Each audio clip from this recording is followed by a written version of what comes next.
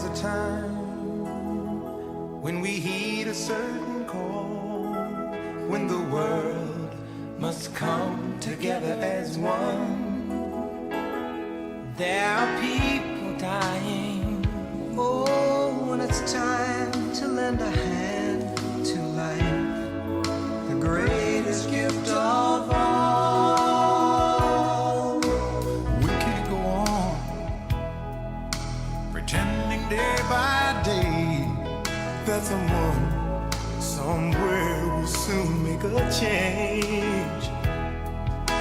We all a part of God's great big family. And the truth, you know, love is all we need. We are the world. We are the children. We are the ones who make a brighter day. So let's start giving. There's a choice we're making. We're saving our own lives. It's true, we make a.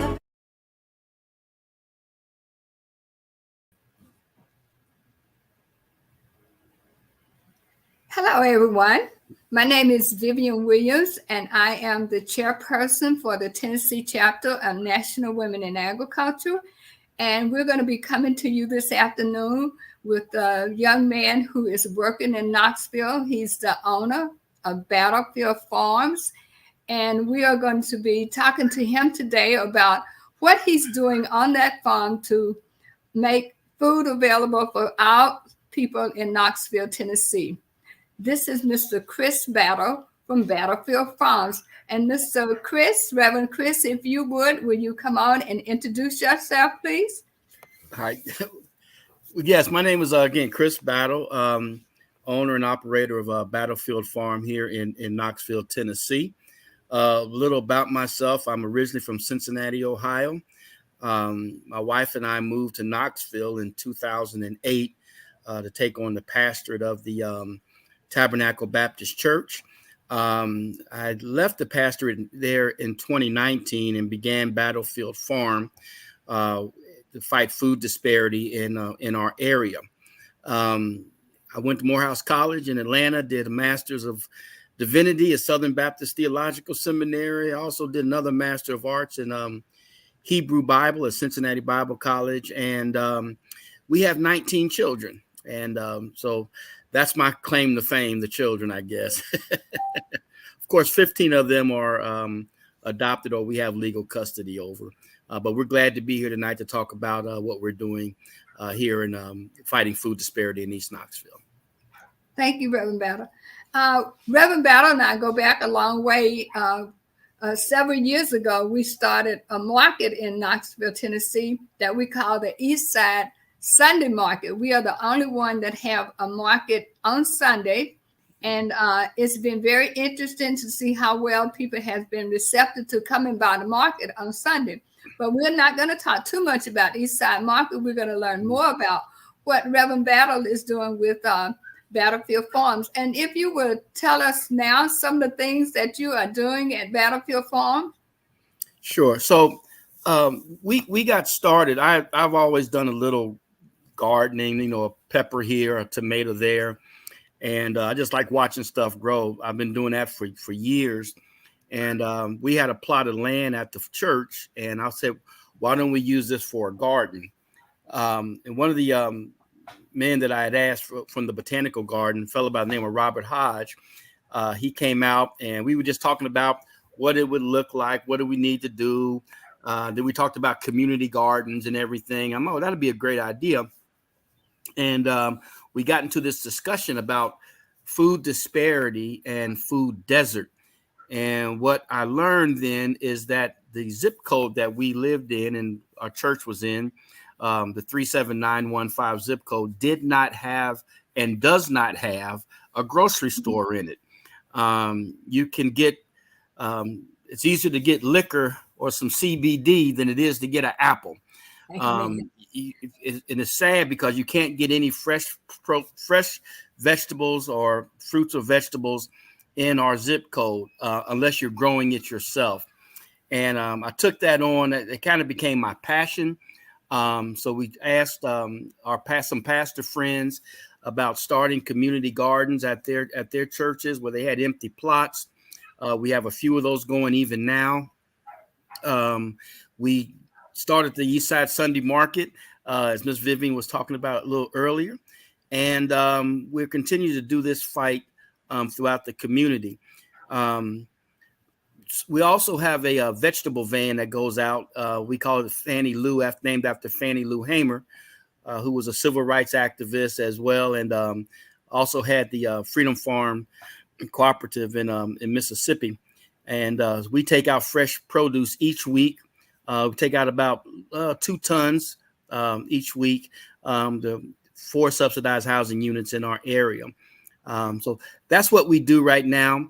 And we're grateful for this opportunity just to serve the community, because we're seeing a lot of people who are in desperate need of fresh fruits and vegetables. Amen. I noticed too that you have people that come and help you at the farm. So will you tell us about the volunteers that you've been able to get with your farm? Yeah, we haven't been hurting for volunteers at all. We have a lot of church groups, have civic organizations, individuals who just come out and share at the farm. They go to our website, battlefieldfarm.org, and volunteer through that. And so we haven't been hurting for volunteers. We've been hurting for consistent volunteers, but there's always something to do. We have a small plot. We started off at a 2-acre place. The first place we had was 2 acres, and it was called Abbey Field. We took it over in 2019, actually. And as a result, I changed the name. I rebranded it Battlefield as a play on my name, but also because we're in this war against food disparity. And then we're at the present place because that property sold, and we only have like a 1/4 acre, 1/2 acre maybe. And we are there with 50 raised beds, a high tunnel, chickens, rabbits, worms, bees. And so, yeah, it's not a whole lot of work, but I'm just saying, let me change that. It's not a whole lot of space. It is a whole lot of work. But we sometimes get overwhelmed by the amount of volunteers that come and want to share with us. Thank you. Also, you mentioned the fact that you have this bus that you call Fannie Lou that you deliver the food to. Where do you take that food to deliver it? Yeah. So we take the Fannie Lou out. So let me give you the story behind Fannie Lou. Okay. There's a church here in Knoxville who supplies food pantries, Concord United Methodist Church. And one of the operators of their garden in that process is named Mike. And he called me and said, "Brother Chris, would you like some sweet potatoes?" And I said, "Sure." "Well, how many would you like?" I'm like, "How many do you have?" And I ended up with 200 10-pound bags of sweet potatoes. And I would get on Facebook Live and say, "Hey, come get these taters." And within 2 to 3 hours, they were gone. Matter of fact, Miss Vivian, I believe you came around a few times to get some of them sweet potatoes. Did. And you can attest, those sweet potatoes was as big as your head. I mean, they were huge. And but that happened 2 or 3 times. There were other places that we had blessed us with tomatoes or green beans. I'd have, just tons of this stuff. And I would get on Facebook Live and people would come. But then it hit me that the demographic that we are specifically trying to reach may not have adequate transportation to come to my farm, may not even have internet. How do I get the food to them? And it hit me, hey, let's get a veggie van. Let's get a mini bus. We'll convert it and we'll take it out. So that was the impetus. That was the genesis of the van of Fannie Lou. I had put also on Facebook about naming it. We knew it was a veggie van, but I wanted to have something a little more significant to the name. So I put it out there, hey, what can we call the veggie van? Got some interesting responses. I think the most interesting one was they call it the sharecropper. because you're sharing crops. I'm like, yeah, but that's not the the implication of that name, the connotation of that name is not what we're trying to get across. And I was reading a book, and they mentioned Fannie Lou Hamer. I'm like, yes, that's it, Fannie Lou. So the veggie van is what it is. Fannie Lou is what it do. And so that was the genesis of it. And we partnered because I don't grow enough stuff at my place to take out that much on a weekly basis, right? So we partnered with Nourish Knoxville. Nourish Knoxville runs all of the farmers markets in the city, and Second Harvest Food Bank. Through our partnerships with them, we are able to get fresh produce on a weekly basis to take out to the community. Matter of fact, I took her out this afternoon, and yeah, so we serve the people here and are glad and happy to do it. And the people are very receptive to our coming around. Well, I hope one of these days that we can do a video of you going around with the people on the market so we can put it on our National Women in Ag show also. Is there anything else that you would like to tell us about what you're doing? I know you just went on a trip. Tell us a little bit about the trip to Washington, D.C. that you just went on. So I was fortunate enough to be part of NPR's All Things Considered. I guess that was back around Thanksgiving of last year. And the Smithsonian heard it and reached out to me about coming to be a part of their Folk Life Festival. So we were up there from June 27th through July the 10th. We were up there for 2 weeks on the mall, just sharing our story about fighting food disparity in our community and what we do at Battlefield Farm. I mean, we had hundreds of people come through daily just to hear our story as well as other people's stories. There were probably about 70, 80, maybe 100 different persons there and groups there who were presenting different things. They had their booths. And so it was a great, exciting experience. Loved it, every moment of it. Got to meet the Dalai Lama and things like that. So, yeah, it was a great experience, but I was glad to get back home. I can't stay out late like I used to, long like I used to. Yeah. Oh, okay. All right. Well, you have done so much here in Knoxville, Tennessee, especially with helping us with farm. And Reverend Battle does a great job of helping us out each Sunday, coming to the market, bringing his vegetables. And if he can't be there, he will send someone to help us out with vegetables and stuff at the farm. Is there anything else that you would like to tell us before we get out? Sure. Well, one thing is I think one of the reasons that we got this going was because food disparity and food deserts affect our community significantly. Yes, it does. The USDA says if 1/3 of your community is living at poverty level and more than a mile away from the nearest grocery store or farmer's market, then you're considered a food desert. Well, we were for the 37915 zip code where we focused, the median income is like what, $10,000, $15,000 maybe. Right. And we were 2 miles away from the nearest grocery store. And again, our zip code does not have a grocery store. And so when we take particularly when we take the veggie van out, we take Fannie Lou out, we see people who are literally dying slow deaths because they don't have adequate access to fresh fruits and vegetables. And I see more amputees and missing toes than I ever want to see in my life. And I know it's all because of sugar diabetes, curable, preventable, you know. We had one lady say, a recent broadcast. So there's 12 food deserts in Knox County, in our county. There's 12 food deserts that affect 50,000 people. Okay. Whoa, yeah. And one lady said it takes her 3 to 4 hours to catch a bus to go to the grocery store. And then she can only purchase so much what her walker will allow her to carry. That's something. I had never thought about that. I never had to worry, but I've always had a car, Miss Vivian. I know it. Since I was 16 years old, I've always had a car. Even, it was my first car was a 68 Rambler with, we called it the Flintmobile because it had 2 holes in the floorboard. And every time we go over a puddle, get wet. And, I would go to the grocery store, come on back. And if I forgot something, I just drive back. And if I had a whole bunch of stuff, I didn't worry. I call the kids, come get the stuff out the truck or out the car, But to think that many people are literally discouraged because who wants to spend 3 to 4 hours on the public transportation and go into a grocery store and can only buy a minimal amount because you don't have enough income or you don't have enough opportunity to carry that stuff. We got to change that.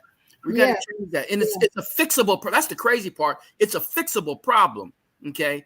And so we see that I had one gentleman was on the van one day. He said he hadn't eaten fresh produce in years. Wow. I said, what did you say, sir? He said, I have not eaten fresh produce in years. So we said, we're going to try to at least make that weekly. So if people if they're not making a lot of money, and if they're only can go to the grocery stores or the dollar stores or the corner stores that are selling processed food or junk, that's literally killing us, then we have a significant problem in our community. They can't afford to buy the fresh, because fresh produce is more expensive than a can of processed food. Yes, it is. And so we got to consider all of that. And like I said, that became my passion as to how we can alleviate this. I'm trying to create a food oasis in this so-called food desert. So there's a lot of debate about the term food desert because it suggests that everything in that area is dead, but it's not. People are alive. We got creative, innovative, wonderful, peace-loving people who are living in our community. But it's more adequately probably called food apartheid, because some of this stuff is systemic. You're a whole lot older than I am, Miss Vivian. All right, now watch that. I know I'm gonna get it, but you've lived here in Knoxville. You know that there used to be grocery stores, little small markets in the community. Yes. But after urban renewal and everything, all that stuff was disappeared. Removed. Yeah, it was removed. And so now the people in our community can't get fresh. They can't afford it. It's not accessible. They may not have adequate transportation. So what do you do? Because everybody has to eat, and they're going to eat something. Even if it's killing them slowly, they're going to eat something. And so we got to change that. So we have a kind of a twofold thing. My ultimate goal is to go out of business. Okay, that's my ultimate goal, to go out of business. I might be the only nonprofit in the world that wants to go out of business, but because I would love to see, number one, everybody growing their own. Right. If everybody grew their own, if you grew great tomatoes and I grew potatoes, we'll share, we'll exchange, 2 tomatoes for 3 potatoes, whatever we would do, but we would watch out for each other because you love my potatoes and you make the best and you have the best tomatoes. We would share, and we also create community, which is also suffering in our area. The sense of community and responsibility and connection to each other. We don't know our neighbors. So that'd be number one. Second, I would love to get and we're working on getting a grocery store in the community that's community run, community owned, and community led, and community operated. So we're working on that even now.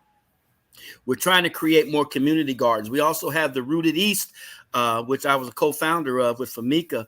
And what we're trying to do is really create a movement for people to start planting and growing their own food that they might be able to feed their families and feed themselves and eat more nutritiously. There's a guy named Ron Finley. I'm sure you may be familiar with him. He's the guerrilla gardener of Los Angeles. And he says this, he says, it's not the drive-by that's killing us. It's the drive-throughs. It's not the drive-bys, it's the drive-throughs. And, one of the things, too, is that not only it's kind of like an oxymoron. It's like we live in a food desert, but we also live in a so-called food swamp. And a food swamp is when you have 4 unhealthy choices for every healthy choice. Wow. And from coming to my place to going to my Kroger that I go to, I think I passed 9 or 10 fast food joints or whatever, and a plethora of dollar stores, and the one dialysis clinic. So we're passing all these places, and again, they're a whole lot cheaper than going to the grocery store. It's a whole lot closer than going to the grocery store. It's a whole lot more convenient than going to the grocery store. It's right there in the community. So we're trying to alleviate that. Of course, that creates more other problems or other issues that we see, is that a lot of times people don't know how to cook this food. Amen. The other thing I need to ask you to explain a little bit about the coalition that we're forming to help people, even after they start the gardens. We want to be able to help them get it started and help them keep it going. Correct. So that means you got to teach them how to garden, how to plant a seed, how to water it, how much not to water it, how much sunshine it needs to get, what trees you may need to cut down or cut back. We talk about soil. We talk about composting. We talk about all those things and try to teach those things. We do that at our farm. We do it through the coalition. We do it through Rooted East. We do it through all these measures to teach people not only about how to grow food, because, it used to be we were a people of agriculture, but we've kind of lost that. Right. We heard what a lot of our young people even thinking they associate farming and gardening with slavery. Yes. And that discourages. Right. And, I had a lady once, I asked, I said, "What do you think okra comes from?" She said, "Kroger."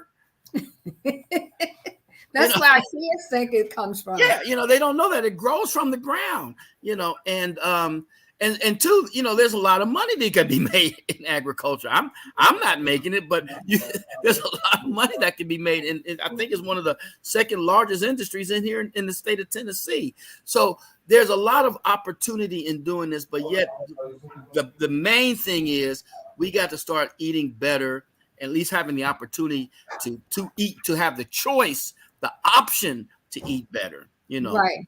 Right. So it shouldn't be my choice shouldn't be between McDonald's and Arby's.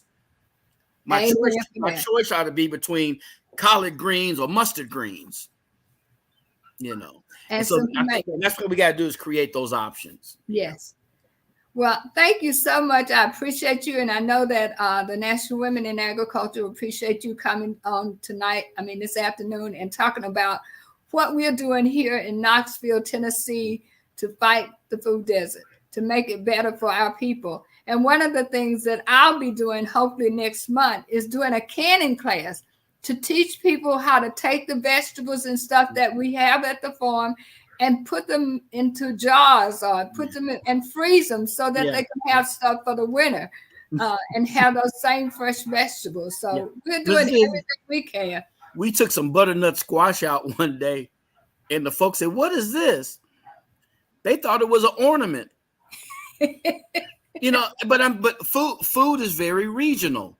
Right. When I moved here in 2008, I had never seen Swiss chard. I didn't never heard of Swiss chard, and I was 50-something years old, so it's very regional. So, so we have people now who are teaching them how to cut the butternut squash, how to prepare the butternut squash. So that's very important. And we appreciate what you're doing as well in the community to make sure that we are eating healthier, and what you're doing with your canning classes, your support of the as one of the founders of the Eastside Sunday Market, and your great work, what you're doing at the school and what you're trying to do at your church. You are a shining star in this area, and we greatly appreciate your work. And we greatly appreciate everything that you're doing to make it even better in our neighborhood with our people. We're having fresh vegetables. Everybody in Knoxville now knows about the Battlefield Farm. The only thing you're going to have to do, though, you got to get my sons to get you a commercial on the radio about Battlefield Farm. Yes, ma'am. All right. Well, thank you so much, and we appreciate everything that you're doing. And thank you to the National Women in Agriculture for this time that you've allowed us to have. And we thank you, and we'll see you next time. Thank you.